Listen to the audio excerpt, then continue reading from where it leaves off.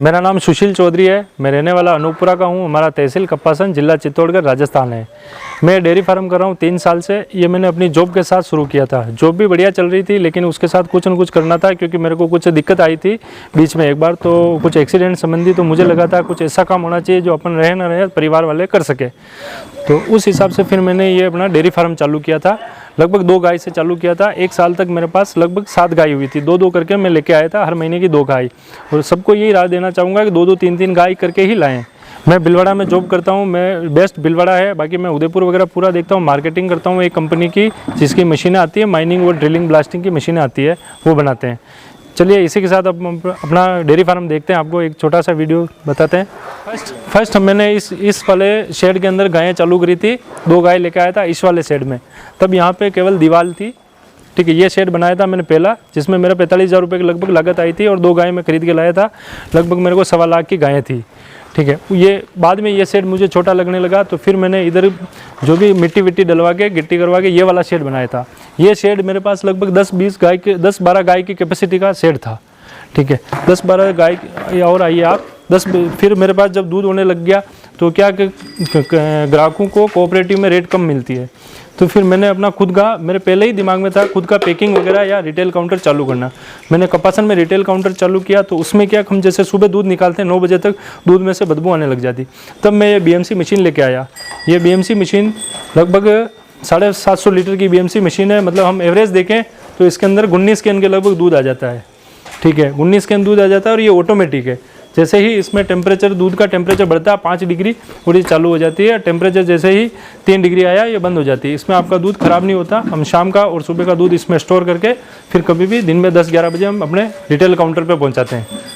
तो इससे दूध में स्मेल नहीं आती। और फिर मैंने यहाँ से चालू किया था। अभी ये नई ब्याई है गाय, तो इसलिए यहाँ पे शेड में है। या फिर ये जो हमने जिनको ड्राई किया, या कुछ जानवर जो छोटे हैं, उनको मैंने इधर अलग से रख रखा है। सभी जानवरों के लिए यहाँ मेटिंग लगा रखी है। हम मशीन मिल्किंग वगैरह अपन सब मशीनों से करते हैं। जानवर को हम दूध पिलाने के लिए एक्चुअली हम काफ तैयार करते हैं, बछड़ियाँ हम खुद तैयार करते हैं हमारी। तो उनको क्या, हम अगर थन से दूध पिलाएं तो पता नहीं रहता कितना पिया कितना नहीं पिया। तो हम बकेट से पिलाते हैं। ये 3-3 लीटर की आती है। इससे क्या 3 लीटर सुबह, 3 लीटर शाम को, 3 महीने तक दूध पिलाते हैं। 3 महीने बाद हम इनका दूध छुड़वा देते हैं। 3 महीने फिर हमने अलग से बना रखा है कंपार्ट, उसके अंदर भेज देते हैं, ठीक है। बाकी हमने इनके लिए जो यहाँ पे जो जानवर रहते हैं, जो प्रॉपर बंदे रहते हैं, उनके लिए मेट लगवाई। ये मेट बहुत ही बढ़िया चीज़ है।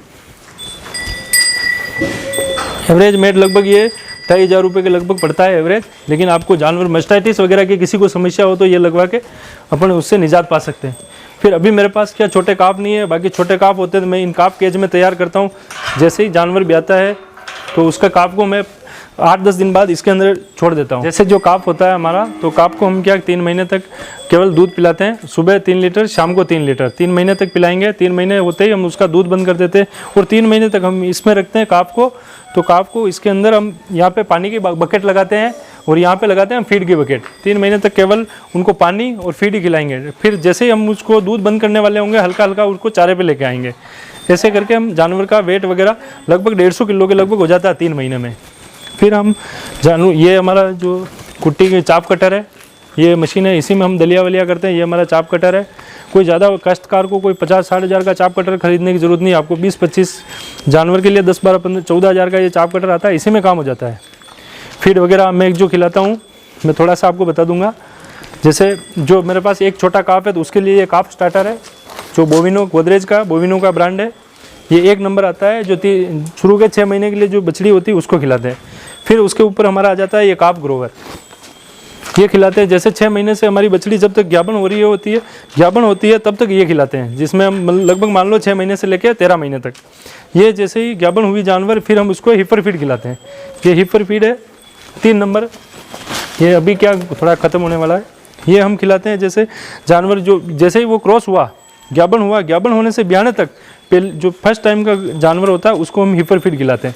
और जैसे ही वो ब्याते ही हम उसको ये वाला फीड चालू कर देते हैं। ये दूध वाला फीड है। इससे जानवर का दूध निकलता है। लगभग 1300 रुपये का कट्टा आता है। लैक्टेशन के नाम से आता है। लैक्टेशन 4 नंबर बोविनो का ब्रांड है। मैं काश्तकारों को बोलता हूँ इससे नीचे अपने को फीड नहीं खिलाना चाहिए। बाकी उसके बाद हम बिलोना खल वगैरह ये खिलाते हैं। और जानवर को, हर जानवर को हम नमक रेगुलर पर डे हम उसको 50 ग्राम नमक देते हैं, 20 ग्राम सोडा देते हैं। लाइए मैं आपको दिखाता हूँ। ये हमारा मिनरल मिक्सर है। मिनरल मिक्सर में मैं कोई कॉम्प्रोमाइज़ नहीं करता हूँ। अच्छी कंपनी जैसे ये इंटास का है, इंटास का हो गया, मैनकाइंड का हो गया, ये जो अच्छी कंपनियाँ हैं इन्हीं का मिनरल मिक्सर खिलाएं। उसके बाद मैं खिलाता हूँ जो हर जानवर को उसका पेट वेट खराब नहीं हो फीड वगैरह की वजह से, तो उसके लिए मैं ये मीठा सोडा खिलाता हूँ। ठीक है, ये मीठा सोडा आता है जिसको हम सोडियम बाइकार्बोनेट भी बोलते हैं। ठीक है, ये 25-25 किलो के बैग आते हैं, मेरे को लगभग ये 50 रुपये किलो की कॉस्टिंग में पड़ता है। ठीक है, मीठा सोडा खिलाने से जानवर का पेट खराब नहीं होता, तो वो बराबर दूध देता है। उसके बाद हम ये गेहूं का दलिया है, ये गेहूं का दलिया बनाते हैं। जैसे हमने सुबह का बनाया तो आधा तो हमने अभी दिन में खिला दिया था शाम को 4 बजे, अभी ये है जो ये कल सुबह खिलाएंगे। तो इसके अंदर हम ये जो हमारी ट्रॉली है, क्योंकि एक्चुअली बाल्टी भर के नहीं ले जा सकते, तो हम क्या करते हैं इसको इसमें डाल देंगे, बिनोला खल भी डाल देंगे, मिनरल मिक्सर, मीठा सोडा और जो हमारे चापड़ वगैरह जो भी है और बाकी की जो ये मक्खन मलाई करके खल है, ये इसके अंदर डाल के हम उसको मिला लेंगे। फिर इसको मिला के अपन इसको यहाँ पे ऐसे घसीट के जानवर के पास ले जाएंगे, बाल्टी भर के इनके चारे के ऊपर डाल। जैसे अपने पास ये गायें हैं तो उसके अंदर ये वाली अपनी सब दूध वाली गायें हैं, दूध वाली को पूरा अपन ने अलग कर रखा है। और आपके पीछे जो गायें हैं ये वाली सारी गायें ड्राई गायें, जिसमें हीपर हो गई या जो क्रॉस जानवर है जो ब्याने वाले हैं, ये सब बछड़ियाँ जो आप देख रहे हो इसमें एक बछड़ी छोटी वाली को छोड़ के सब लगभग 5-6 महीने की प्रेग्नेंट है और इनकी उम्र लगभग 2-2.25 साल के लगभग है। 12-13 महीने में ये प्रेग्नेंट हो जाती है। अभी बड़ी वाली कैसे दूध ये जो अपनी वाली गाय मेरे पास जितनी भी गायें हैं ये लगभग ये सब 30 लीटर प्लस की गाय है। ये जैसे 35 लीटर के लगभग दूध देती है। ये केवल बछड़ी अपने ही तैयार हुई थी, ये फर्स्ट लैक्टेशन में थी, अब वापस भी आएगी। अभी अपन ने इसको ट्राई कर रखी है। ये फर्स्ट लैक्टेशन में इसने 26 लीटर दूध दिया था दिन का, तो अभी मान लो अगले टाइम में 30 लीटर के लगभग देगी। उसके अलावा जैसे मेरे पास वो वाली जो गाय है, वो गाय मेरे पास सुबह 21 लीटर दूध देती है, शाम को 19 लीटर के लगभग दूध देती है। ठीक है, लगभग 40 लीटर के उसका एवरेज है। मैं 2 ही टाइम मिल्किंग करता हूँ। डॉक्टर लोगों ने रिकमेंड किया कि आप इसको 3 टाइम करो, लेकिन अभी फ़िलहाल मैं 2 ही कर रहा हूँ। और ये जो काली वाली बड़ी गाय आप देख रहे हैं जिसकी ये बछड़ी है, ये काली वाली गाय 35 लीटर 36 लीटर 35 लीटर 36 लीटर दूध देती है। 18 लीटर के लगभग सुबह देती है, 17 लीटर ये शाम को देती है। उसके बाद ये जो गाय है लगभग सब क्रॉस ब्रीड में है, इनको बीमार होने की इतनी कोई समस्या आती नहीं है। और आप कोई भी काश्तकार अगर अपना कोई पशुपालक अगर जानवर रखना चाहे तो मैं यही सजेशन करूंगा उसको कि 5-7 लीटर 6 लीटर वाले जानवर बिल्कुल ना रखें। कम से कम आपकी डेयरी फार्म में जानवर 30 लीटर तो होना ही चाहिए। दिन का 30 लीटर से नीचे का जानवर है मतलब आप नुकसान में हो, क्योंकि आप 10 जानवर छोटे छोटे रखने से बेहतर है आप 5 जानवर हाई मिल्किंग रखो। तो उससे क्या होगा, अगर माँ के दूध ज़्यादा होगा, आपने 500-600-700 रुपये का सीमन लगाया, तो उस कंडीशन में क्या होगी कि आपके पास जो बछड़ियाँ आएगी वो भी बहुत बढ़िया आएगी। जैसे ये ABS का ट्रोय का सीमन है तो उसकी है, वो SHG 5 स्टार का सीमन है उसकी है, वो वापस उसका ABS का थोर 120 उसका SHG का सीमन है थोर 40-120, तो उसकी सीमन वो बछड़ी है। तो ऐसे करके आप बढ़िया सीमन की बछड़ियाँ तैयार करें, क्योंकि अगर आपके पास गायों का दूध अच्छा होगा तो ही आपके पास बछड़ियाँ अच्छी आपको मिलेगी। अगर आप 5-6 लीटर वाली गाय की बछड़ियाँ तैयार करोगे तो आपको कोई मुनाफा नहीं होने वाला है। तो कोई भी काश्तकार हो उनको सबको ये बोलना चाहूँगा कि अपने जानवर को बढ़िया सुविधा दें। ये जो अपने जगह रख रखी है, ये जो नांद है ये जानवरों के खाने की है। जानवर इस पर आराम से ज़मीन के लेवल पे चरता है। इनकी ये 18-18 इंच है जानवर की, और जो इनके ऊपर गर्दन के ऊपर जो पाइप लग रहा है ये अपने 3.5 फुट रख रखा है ताकि आराम से एक बड़ी गाय उसमें खड़ी हो जाए। और ये अपन ने 2-2 फीट का स्पेस दे रखा है, 11-11 इंच पे इनके पिलर लगा रखे हैं अपन ने। तो सींग वाली गाय भी आराम से खा सकती है और बिना सींग वाली भी आराम से खा सकती है। इसमें ये जो स्पेस छोड़ रखा अपन ने 11 फुट के हिसाब से छोड़ रखा है, ट्रैक्टर वेक्टर आराम से चला जाए, ट्रैक्टर से चारा डालना हो। जनरली इतने छोटे शेड में ज़रूरत नहीं पड़ती है, लेकिन फिर भी क्योंकि ये शेड अभी इन फ्यूचर अगले साल तक ये आगे जाने वाला है, क्योंकि जानवर बढ़ेंगे, ये सब जानवर भी आने वाले हैं, इधर भी ये भी आने वाली है। तो मोटा मोटी 15-20 जानवर और आने वाले हैं।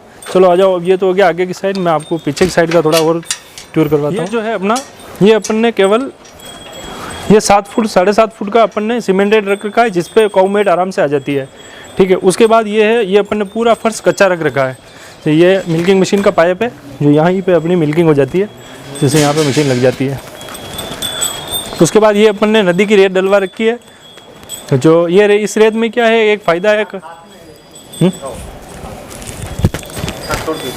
तो ये क्या अपन ने रेत डलवा रखी है, इस रेत के में क्या है, जानवर आराम से बैठ सकता है, इसमें कीटाणु विटाणु नहीं लगते, मेस्टाइटिस की कोई समस्या नहीं होती। और जानवरों को बैठने के लिए ये रेत बहुत ज़रूरी है। ये जो मिट्टी है ये बिल्कुल आपको कभी भी अगर कुछ भी हो जाए ये कभी जमती नहीं है। ये बारिश होने के बाद 15 मिनट बाद वापस सूखी हो जाती है, बिल्कुल आप इसके अंदर लेट जाओ। ये रेगिस्तान जैसी मिट्टी है जो नदी के बनास नदी के तट पे पाई जाती है। ये अपने हाथों के चिपकना या अपने लगना ऐसा कोई इसमें समस्या नहीं है। पानी का सिस्टम मैंने ऐसे कर रखा है, जो अपना बोर है उससे यहाँ पे पानी लगा के यहाँ टी लगा के इस वाल को हम हल्का सा खोल देते हैं। तो हल्का सा ये वाल खोलने के बाद ये दोनों अपने आप भरती रहती है, दिन भर इनमें पानी चलता रहता है। तो जानवर को साफ पानी हम सुबह इसको ढक्कन खोल देते हैं, ठंडा पानी निकल जाता है, सुबह गर्म पानी वापस भर देते हैं। जानवर का सबसे बड़ी बात है उनका पानी पीना बहुत ज़रूरी है। जितना जानवर पानी पिएगा उतना ही ज़्यादा दूध देगा। जानवर को अच्छे से अच्छा बढ़िया पानी पिलाएं, बढ़िया मिनरल मिक्सचर खिलाएं, नमक बराबर खिलाएं और अच्छे कंपनी का कॉन्सेंट्रेट फीड दें। आप 1800-600 रुपये वाले बैग पशु आहार के बैग के भरोसे कभी अपना डेयरी फार्म नहीं चलाएं। और खाली दलिए पे आप निर्भर नहीं रहें, क्योंकि दलिए में वो न्यूट्रिशन, वो फाइबर, वो प्रोटीन वगैरह हमें पता नहीं रहता कितना फाइबर जा रहा है, कितना न्यूट्रिशन जा रहा है। तो जानवर उतना प्रोडक्शन नहीं देता और हम जानवर को दोष देते हैं। चलिए भाइयों, आपका बहुत बहुत शुक्रिया, धन्यवाद आपका समय देने के लिए।